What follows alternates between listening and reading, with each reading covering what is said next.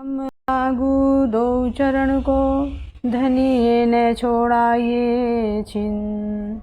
लाख तली लालेड़ियाँ मेरे जीव के ही जीवन, मेरे जीव के ही जीवन।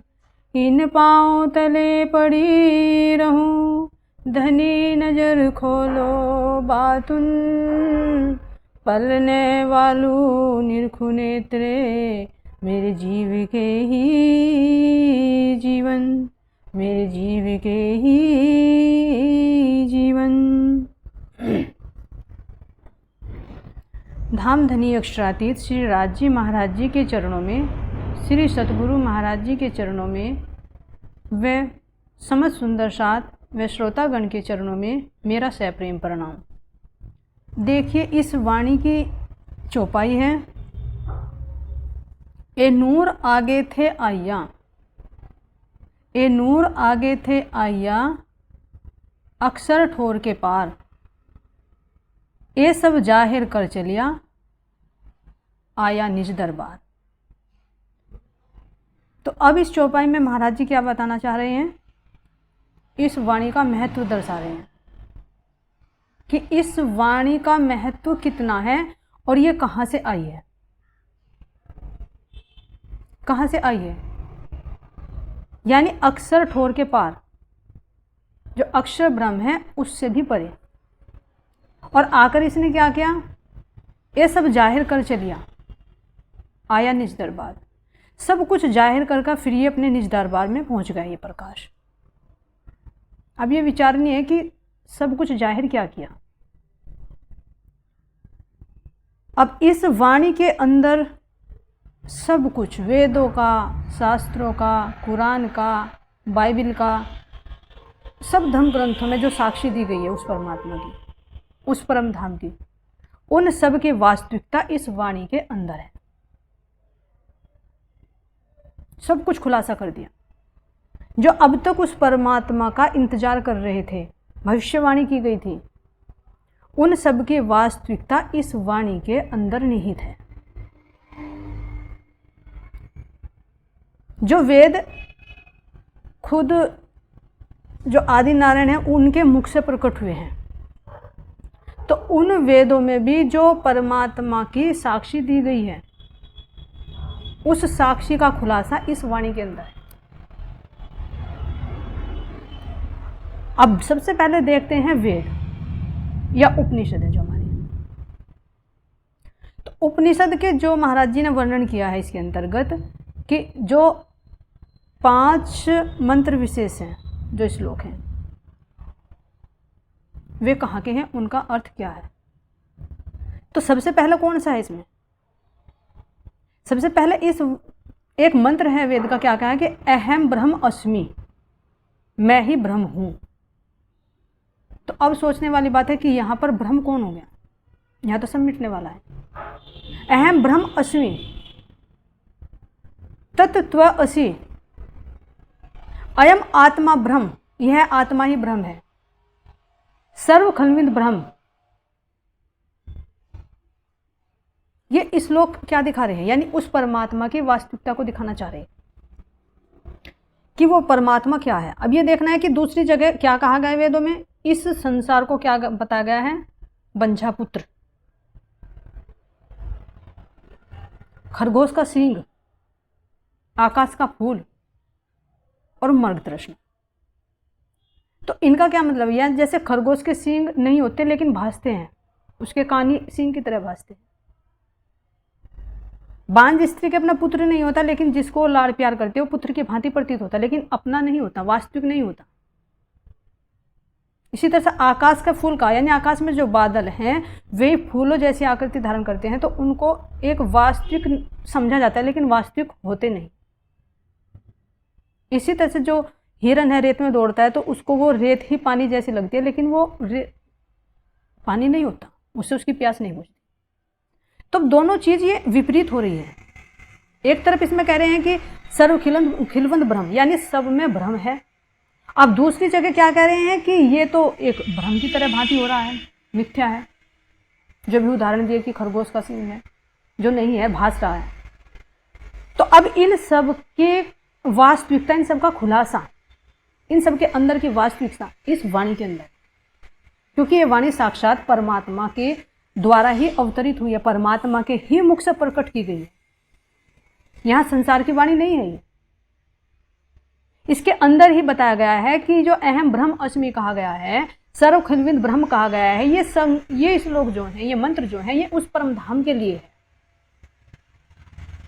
और जो ये भ्रमात्मक शब्द कहे गए हैं, कभी खरगोश के सींग बताए गए, कभी बंझा का पुत्र बताया गया है, कभी मर्ग तृष्णा बताया गया है, तो ये सब इस संसार के लिए है। तो ये संसार क्या है, परमात्मा क्या है, वो कहाँ पर है, उन सब की वास्तविकता का खुलासा इस वाणी के अंदर निहित है। तो ये तो हुआ वेदों का। वेदों के अंदर जो गुह्य रहस्य बहुत थोड़े कहे गए हैं, अनंत गुह्य रहस्य वेदों में छिपे हुए हैं, उस परमात्मा की तरफ जो संकेत कर रहे हैं। जब इस वाणी का मंथन करेंगे, पढ़ेंगे, समझेंगे, तब इसकी वास्तविकता को जान पाएंगे। कहने के लिए ये भी शब्द हैं, लेकिन शब्दों के अंदर जो वास्तविकता है वो तो अंतर आत्मा से ही अनुभव होता है। तो ये तो हुआ वेदों का। अब देखते हैं जो हमारे कतेब ग्रंथ हैं, उन कतेब ग्रंथों में जो कुरान है उसमें भी परमात्मा का वर्णन किया गया है। मोहम्मद साहब क्या वर्णन करते हैं कि जब मुझको महराज हुआ, यानी उस खुदा के दर्शन हुए, तो मैंने क्या देखा कि उस परमात्मा की अमृत सूरत है, घुंघराले बाल हैं, मैंने उनसे 90,000 हरफ सुने हैं, मैंने हौज जोई के दर्शन किए हैं, मैंने 2 पर्वत सफा और मरवा उनको देखा है। तो आखिर कहाँ है वो परमधाम, कहाँ है वो खुदा? तो उसकी वास्तविकता भी इस वाणी के अंदर निहित है। जो अज्ञानता वश इसी में, संसार में घटित करते हैं कि सफा और मरवा भी यहीं पर 2 पर्वत हैं, जो होज जोय है वो भी यहीं पर है, और परमात्मा को जो बेसबी, बेनुम्यून, बेचू, बेचगुन, ये जो शब्द आए हैं, इनको भी अज्ञानता वश सौपन की बुद्धि के कारण उस परमात्मा को निराकार घोषित कर। और जबकि मोहम्मद साहब ने कहीं भी परमात्मा को निराकार नहीं बताया, उन्होंने क्या बताया कि परमात्मा की अमृत सूरत है। तो उनकी सूरत है, उनका मुख है, तभी तो उनसे बातें की मोहम्मद साहब ने, तभी तो उनको देखा कि घुंघराले बाल। अगर वे निराकार होते तो फिर मोहम्मद साहब कैसे उनका वर्णन कर रहे हैं, उनके स्वरूप का वर्णन कर रहे हैं। तो चाहे हमारे वेद हैं, चाहे कतेब हैं, उन दोनों में परमात्मा के लिए जो संकेत दिए गए हैं, उन सब की वास्तविकता इस वाणी के अंदर निहित है। क्योंकि परमात्मा एक है। हिंदू उसको क्या कह रहे हैं? परमात्मा कह रहे हैं। मुसलमान उसको खुदा कह रहे हैं, क्रिश्चियन उसको गॉड कह रहे हैं, लेकिन है वो एक परम सत्ता। शास्त्रों में एक मंत्र आता है, परमात्मा, परम ज्योति, परम धाम, परम गति, वेदांत सारो अहम, सर्वशास्त्र सुनिश्चितम। यानी परमात्मा क्या है? वो परम ज्योति है, परम धाम है, परम गति होती है वहां पर। वेदांत सारो अहम, सारे वेदों का सार यही है जो परमात्मा है, और सर्वशास्त्र सुनिश्चितम, सारे शास्त्रों ने सुनिश्चित किया है। अब चाहे उसको कतेब की भाषा से देख ले, चाहे वेदों की भाषा से देख ले, वो परमात्मा है एक परमात्मा है। भाषा जुदी जुदी होगी, चाहे कतेब हैं चाहे वेद हैं, सब उस परमात्मा की ही बंदगी करते हैं। तो उन सब का निरूपण करने के लिए महाराज जी ने इसमें चौपाई क्या दी है कि मुसलमान ना समझा कुरान को, हिंदू ना समझा वेद, उलझे दोनों भाषा मिने, बिनु जाने ब्रह्म भेद। यानी जो वेदों में या कुरान में उस परमात्मा की तरफ संकेत किया गया, उसकी वास्तविकता को कोई नहीं समझ सका, चाहे हिंदू हो चाहे मुस्लिम हो, दोनों भाषा के बीच में उलझ गए। वो कह रहा है कि मेरा खुदा बड़ा है, हिंदू कह रहा है कि मेरा परमात्मा बड़ा है। हिंदू कहे हम उत्तम और मुसलमान कहे हम पाक, लेकिन महाराज जी क्या कह रहे हैं, दोनों मुट्ठी एक ठोर की, एक राख और दूसरी खाक। दोनों का तन ऐसा यहाँ का मिटने वाला है, एक को दफना दिया जाता है तो वो मिट्टी खाक हो जाती है, और एक को जला दिया जाता है तो वो राख हो जाती है। तो किस भाषा से कह रहे कि हम उत्तम और हम पाक हैं? हिंदू हैं चाहे मुस्लिम, चाहे किसी भी धर्म के जो चल रहे हैं, सबका परमात्मा एक है। अब देखते हैं हमारे वेदों का हुआ है, कतेब का हुआ है। अब उस परमात्मा की साक्षी के लिए जो कबीर दास जी ने भी दिया है, जैसे कुरान में भी कहा गया है कि इमाम मेहंदी प्रकट होंगे, तो ये उन्हीं इमाम मेहंदी की वाणी है, उन्हीं का प्रकटीकरण हुआ है। भागवत में भी कहा गया है कि सुखदेव मुनि ने भविष्यवाणी की थी कि बुद्ध अवतार के बाद निष्कलंक बुद्ध अवतार प्रकट होंगे, जिनको कल की अवतार कहा। लेकिन ये नहीं बताया कि वे अवतार कहाँ से आएंगे और क्या लेकर आएंगे। ये तो बताया कि दिव्य ज्ञान, लेकिन वो ज्ञान कैसा है? उस ज्ञान की जो भविष्यवाणी है, वो भविष्यवाणी इस अब सिद्ध हुई है, जिसके कारण ये वाणी का अवतरण हुआ है। तो जो भागवत के अंदर भी अनेक गूढ़ रहस्य छिपे हुए हैं, उन गूढ़ रहस्यों का खुलासा भी इस वाणी के अंदर है। जो श्री कृष्ण है, श्री कृष्ण के अंदर जो 3 शक्तियां हैं, सामान्य तौर से यह समझा जाता है कि श्री कृष्ण केवल विष्णु के अवतार हैं, लेकिन वो परमात्मा उन्हीं श्री कृष्ण के अंदर आकर विराजमान हुए हैं, इसलिए उनको अवतारों में सर्वश्रेष्ठ अवतार कहा गया है। तो वे कौन कौन से शक्तियां हैं, उन सब का खुलासा इस वाणी के अंदर। आखिर श्री कृष्ण जी ने राधा जी से मंगनी तो की, लेकिन विवाह नहीं किया। क्यों नहीं किया? उसका खुलासा इस वाणी के अंदर। मथुरा और गोकुल ज्यादा दूर नहीं है, फिर भी वे क्यों नहीं मिलने के लिए गए? क्यों उन्होंने जाके द्वारिका में फिर रुक्मणी जी से शादी की? आखिर उनके अंदर उस समय कौन सी शक्ति थी? तो वे जो 3 शक्तियां हैं श्री कृष्ण जी के अंदर, जो उनको सर्वश्रेष्ठ बनाती है, वही एक परमात्मा की शक्ति अवतरण होकर इस वाणी के माध्यम से वो पूरा ज्ञान दिया है। वो सारे जो भेद हैं भागवत के अंदर भी, वेदों के अंदर भी, कुरान के अंदर भी, जो गुरु नानक ने अपनी वाणी में कहा है, कबीर दास जी ने अपनी वाणी में कहा है, और जिन्हें कितने ऋषि मुनियों की वाणी में जो भविष्यवाणी की गई है, उन सब का खुलासा इस वाणी के अंदर है। श्री कृष्ण पुरुषोत्तम कैसे हैं, उसका भी खुलासा इस वाणी के अंदर है। और देखते हैं जो कबीर दास जी हैं, कबीर दास जी ने भी एक साखी छोड़ी है कि वो परमात्मा आएगा। तो वो क्या साखी बोली थी कबीर दास जी ने? एक पलक से गंग सो निकली, चहुदिस फैला पानी, 3 पानी 2 पर्वत ढापे, दरिया लहर समानी। उड़ मक्खी तर वर पर बैठी, बोले अमृत वाणी, ऊ मक्खी के मक्खा नाही, बिन पानी गर्भानी। गर्भत ही जाए 3 गुण, वह तो पुरुष अकेला, कहे कबीर जो इस पद को बूझे, वो सतगुरु मैं चेला। तो क्या भविष्यवाणी की थी? यानी जो इस वे रहस्य को खोल देगा, वो परमात्मा प्रकट होंगे और वो मेरे सतगुरु, मैं उनका चेला हूं। तो यानी कबीर दास जी ने भी उस परमात्मा के लिए संकेत छोड़े। वो कहां से आएंगे? तीसरे लोक से।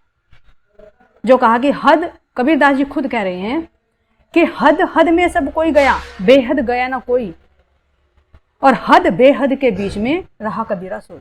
तो यानी कबीर दास जी की वाणी से ही साक्षी मिल रही है कि हद भी है, बेहद भी है, और बेहद से परे वो परम धाम है, जहां से वो परमात्मा की ये दिव्य वाणी प्रकट हुई है। जैन धर्म में भी उस परमात्मा के लिए संकेत है जो आता है त्रिलोकी त्रिलोक। तो उसके अंदर में भी कहा गया है कि वो श्री कृष्ण ही तीर्थकर के रूप में प्रकट होंगे। तो वो श्री कृष्ण ही तो अब इमाम मेहंदी के रूप में प्रकट हुए हैं। इसी तरह से बौद्ध धर्म के अंदर भी संकेत दिया गया है कि एक बुद्ध अवतार ऐसे होंगे जो बुद्ध से भी बड़े ज्ञानवान होंगे, जो सारी अज्ञानता को दूर करके उस ज्ञान का प्रकाश फैलाएंगे। तो जैन धर्म में भी, बौद्ध धर्म में भी उस परमात्मा के लिए जो संकेत दिए गए थे, भविष्यवाणी की गई है, वो सब इस वाणी के अंदर है। उन सब का खुलासा किया गया है।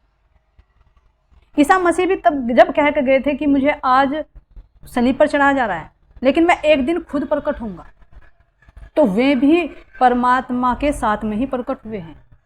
उनके ज्ञान भी इन्हीं के अंदर, इसी वाणी के अंदर है, जिसको एक गोड़ कहा गया है, जो अनेक साक्षियां बाइबिल में।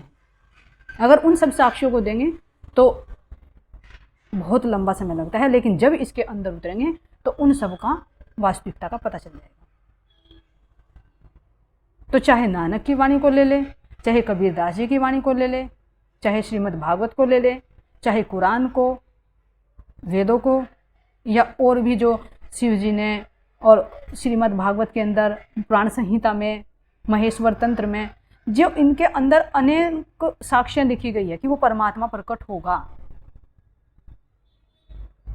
ये वही परमात्मा है, ये उसी परमात्मा की दिव्य वाणी है। तब सबका सार निकल कर क्या आता है, जो महाराज जी कह रहे हैं कि सब चौपाइयों को कह रहे हैं कि निज नाम सोई जाहिर हुआ, जिसकी सब दुनिया राह देखत,